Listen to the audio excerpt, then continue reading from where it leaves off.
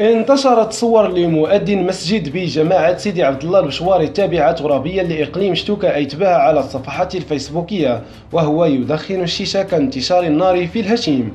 وخلفت الصور مجموعة من الردود الاستنكارية لهذا الفعل المشين والذي يمس إحدى المؤسسات الدينية المقدسة والحساسة في المجتمع المغربي.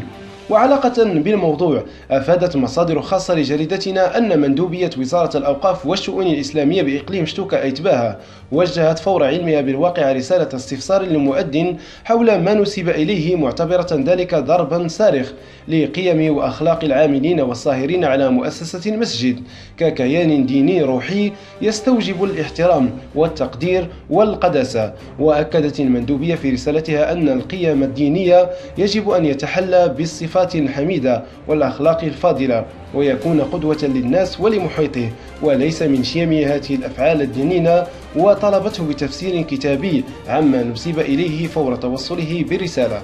شاركونا في التعليقات، ما هو العقاب الذي يستحق هذا المؤذن في نظركم؟ وشكرا على حسن متابعتكم لقناة لزاوي تيفي. إذا أعجبك الفيديو فلا تنسى الضغط على زر لايك وترك تعليق، ولكي يصلك كل جديد اشترك في قناة لزاوي تيفي وفعل زر الجرس.